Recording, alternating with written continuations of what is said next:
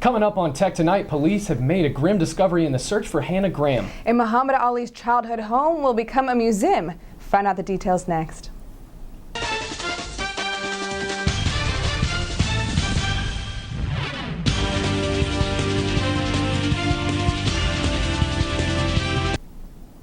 Welcome to Tech Tonight. I'm Bailey Engel. And I'm Rachel Van Meter.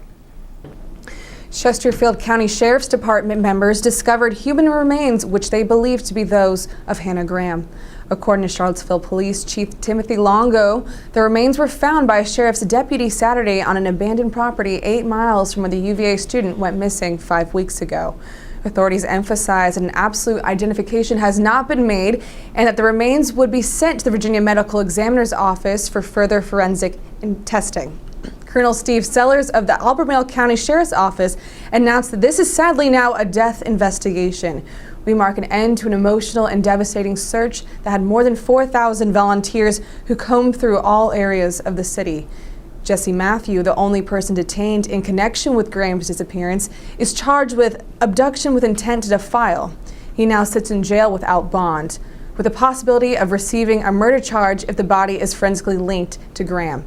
Matthew's next court appearance in relation to Graham's disappearance will occur December 4th. The terrorist group ISIS took heavy blows over the past few days in Syria. Nearly 70 members of the group were hospitalized in a facility in the city of Raqqa. ISIS has controlled the city since last year, where it has implemented its harsh interpretation of Islamic law onto the population. Fighting between Kurdish forces and the terror group has continued over the past week. Bloodshed continues in the city of Kobani, where U.S. airstrikes have eased over Thursday and Friday. On Friday, October 17th, Dr. Timothy Sands was named the 16th president of Virginia Tech. Juliana Hill was there for the story. Hi, I'm Juliana Hill with Tech Tonight, and we're outside Burris Hall, where the presidential installation ceremony of Dr. Timothy Sands is about to begin. On the sunny afternoon of Friday, October 17th, Virginia Tech's 16th president was ceremonially installed nearly 4 months after he began his presidential duties. President Sands' installation ceremony took place in front of a crowd of about 1,200 people in the Burris Hall Auditorium. The monumental occasion was open to the public and was attended by students, faculty, former presidents, and numerous representatives from universities throughout the Commonwealth and the country. The event began with a processional of scholars, both from the Virginia Tech faculty and staff, as well as those from other colleges, most of whom donned their respective regalia. The guest speaker was Dr. France Cordova, former chief scientist of NASA and President Sands' former boss. President Sands' address focused on the Virginia Tech of the future, the importance of community, and the university's motto, Ut Prosum. Those involved in the planning of this event had been preparing since last July. Mark Rosowski of University Relations told me his expectations for the new president. What are your expectations for our new president, Sands? Well, it's exciting. I mean, you heard his speech today. He has a very bold vision and a lot of compassion and belief in this institution. So it's an exciting time to have that new sense of energy, that new sense of commitment, and I'm just excited to be a part of it. Rachel Esteriz also expressed her excitement for President Sands. I definitely can't wait to see him get more integrated with the community. He knows a lot about it already, and just seeing him get to experience big event, Relay for Life, things like that, and really understand what the hooky community is like is going to be really cool. Thank you so much. Thank you. The installation ceremony was immediately followed by a celebratory ice cream social on the drill field. At Burris Hall, I'm Juliana Hill, Tech Tonight. Thank you, Juliana. The installation truly brought the Hokie Nation together. The popular Keene Pumpkin Festival, known for their world record setting of largest carved and lighted jack-o'-lanterns, soon turned to chaos this Saturday. Parties near the city's annual Pumpkin Festival transformed to rioting by what police believe to be caused by Keene State College students. WUMR TV in Manchester displayed video of a crowd overturning a car, street signs being torn down, and fires burning in the streets. Police also investigated reports of people setting off fireworks, throwing glass bottles, and destroying cars. According to the police log, a resident heard someone threatening to kill officers. These behaviors caused police in riot uniform to use tear gas to control the crowds. According to Keene Fire Chief Mark Howard, 30 people were injured and taken to hospitals. Officials are looking back on videos, photos, social media postings, and media coverage to identify those responsible. Keene State College President Ann Huat said the most serious offenders could be expelled. Interesting news out of Louisville Friday when it was announced that Muhammad Ali's childhood home will become a museum. The company called 19th Century Restorations bought the home in hopes to restore the house to what it looked like over 60 years ago when Cassius Clay himself lived there.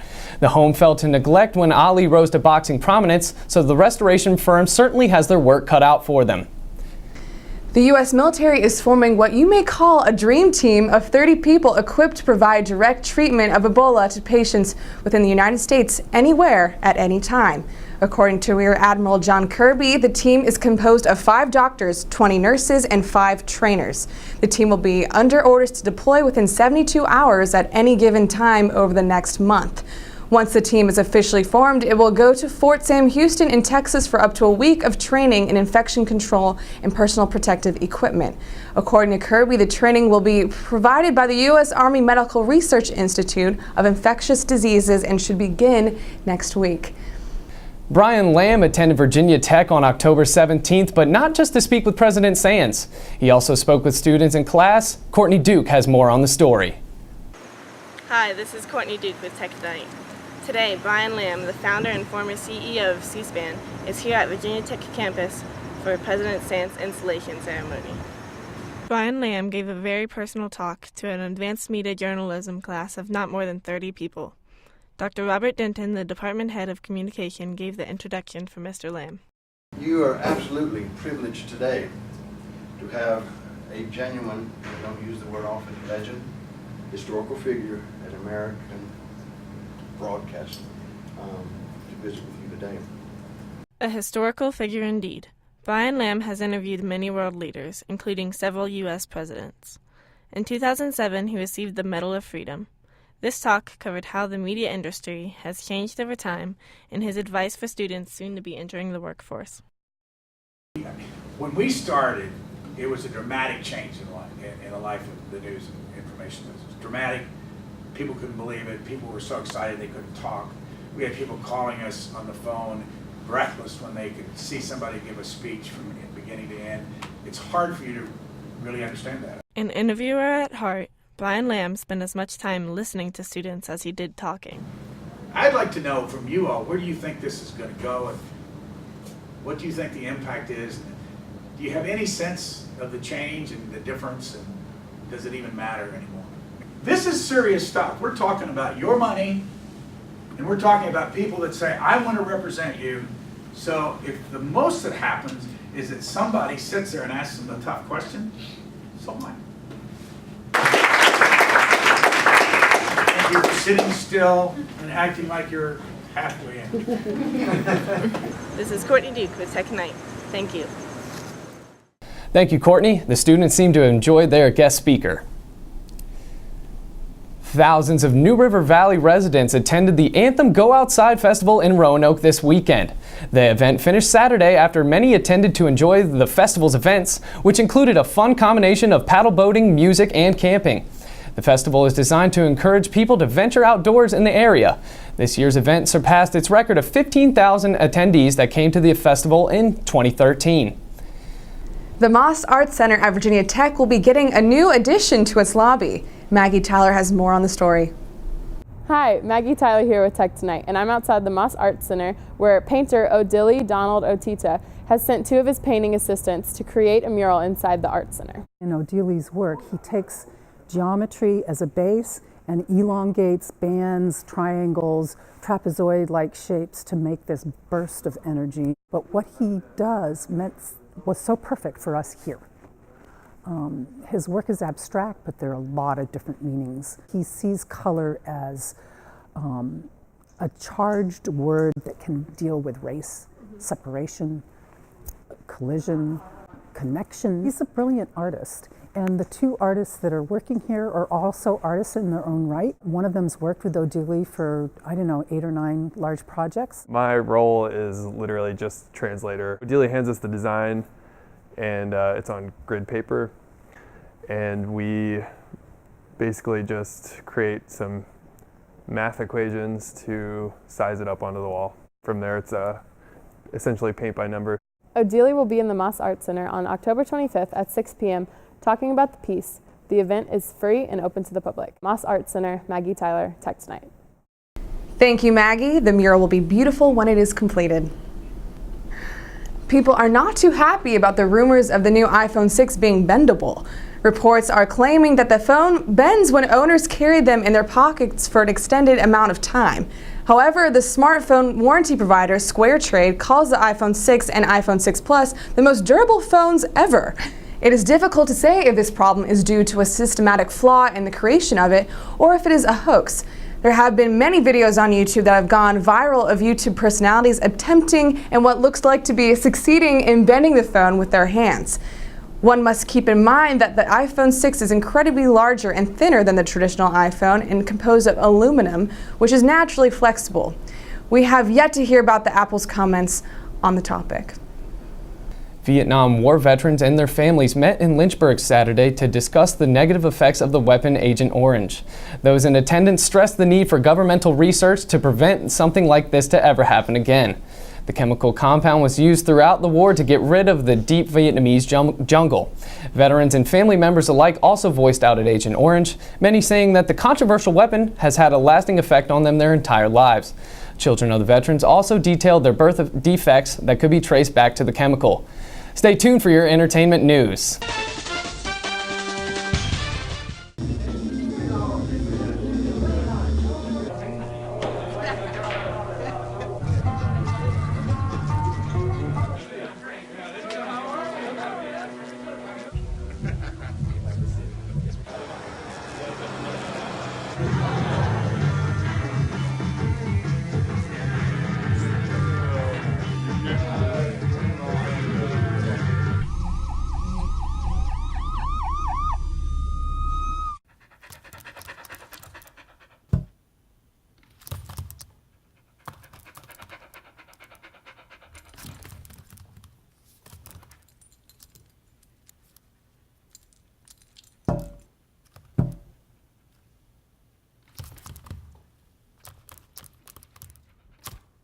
There's a shelter pet who wants to meet you.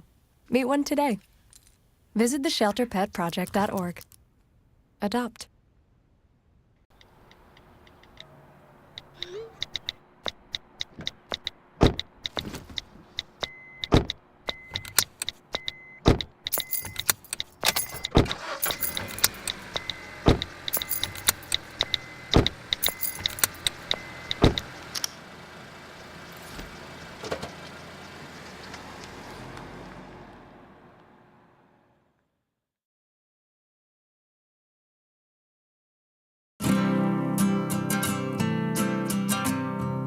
Every day across America, excess food is gathered by a network of good people at local food banks, giving hope to millions of children who struggle with hunger.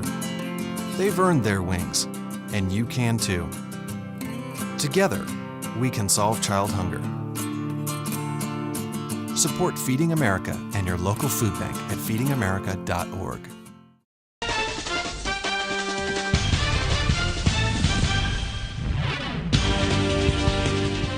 Hi, I'm Erin Miller. And I'm Carly Gillespie with your entertainment news. I know men are supposed to be tough, and country star singer Dustin Lynch proves to the world just how tough he is. The singer was struck in the face by a full beer can during a concert and had to get stitches afterwards. Lynch's team is still unsure who threw the beer, but the 29-year-old says it felt like a baseball had hit me. The incident took place at the 2014 Boggy Bayou Mullet Festival in Niceville, Florida. Even with his bloody face, Lynch had no problem taking selfies and hanging out with his fans. It seems as though nothing can hold this superstar back. Real-life Ken doll lookalike Justin Jedlicka isn't done going under the knife yet. Jedlicka, who has already had 132 cosmetic procedures and 12 implants, recently announced his next cosmetic surgery. He plans to strip out 3 veins from his forehead that he feels appear whenever he smiles. Jedlicka was a patient on the first season of the E! Network series Botched. He refers to the doctors on the show as glorified tailors, and both doctors highly recommend that Jedlicka does not have this upcoming surgery performed. For if a blood clot forms in one of his veins he is trying to remove, Jedlicka could potentially go blind. Everyone knows that October is Breast Cancer Awareness Month, and even stars like Kate Hudson and Goldie Hawn are showing their support. The stars came together Friday to dye their hair pink for breast cancer. Hudson shared her reasoning for the change in hair color on Instagram, where she said, "In honor of my bestie Juliana, my assistant Kathy, my grandmother Laura, Mino, and all the people who are fighting and have fought cancer, your courage shines and inspires." About 1 in 8 women born today in the United States will get diagnosed with breast cancer at some point in their life. Thank goodness we have people like Hudson and Hawn who are showing their support to end breast cancer. Actor Charlie Sheen and fiancé Brett Rossi have called off their engagement just weeks before they were supposed to tie the knot. The 49-year-old actor came out with a statement that they have, quote, mutually decided to go on our separate ways and not spend the rest of our lives together. Rossi, a former adult film star, and Sheen have been dating since last November and got engaged this past Valentine's Day. The reason for the change of heart is Sheen's decision to focus more on his relationship with his 5 children over anything else. This would have been Sheen's 4th marriage. Ed Sheeran wants to set the record straight once and for all that he was never homeless. MTV News took an excerpt out of his book way too literally and led people to the assumption that he was homeless. In his book, the singer wrote that he didn't have a place to stay from 2008 to 2010, but he never said he was actually homeless. The singer clarifies that some nights he just went to sleep without a bed, so he slept in various places that he could find. His song called Homeless was inspired by the nights where he slept outside of the Buckingham Palace, but he never actually was homeless. Now that we have the story straight, we can all move on to the next new gossip. Celebrity dancer Derek Huff at Glisten's Respect Awards revealed a rough part of his youth. Huff was being honored at the event with the Inspiration Award, where he discussed being bullied as a child.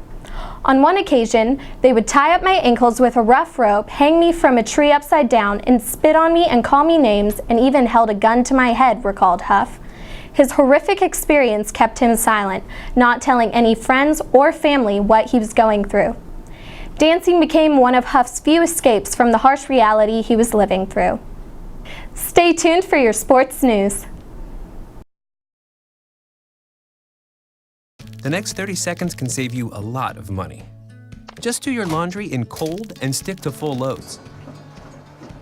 Auto-sleep your computers. Plug your gadgets in a power strip and switch it off when you're done. Headed out? Turn back your thermostat by 10 degrees. And drive sensibly. The more energy you save, the more money you save. Find other great tips at energysaver.gov. Congrats on paying off all those student loans. Finally, right? I'm kind of living paycheck to paycheck right now. Well, have you tried saving? Bill collectors, they're the worst. Am I right? When it comes to financial stability, don't get left behind. Get tools and tips for saving at feedthepig.org. Hey, Mom. I got the job. You've got the job. Welcome aboard. I've got a job to do today. Have a good first day at work, Mom. Donate to Goodwill. Help provide job training in your community.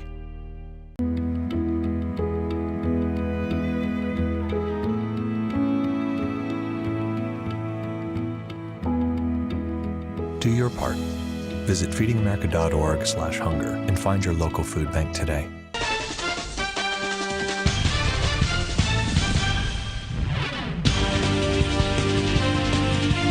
Hi, I'm Andrew Roja. And I'm Lexi Johnson with your sports news.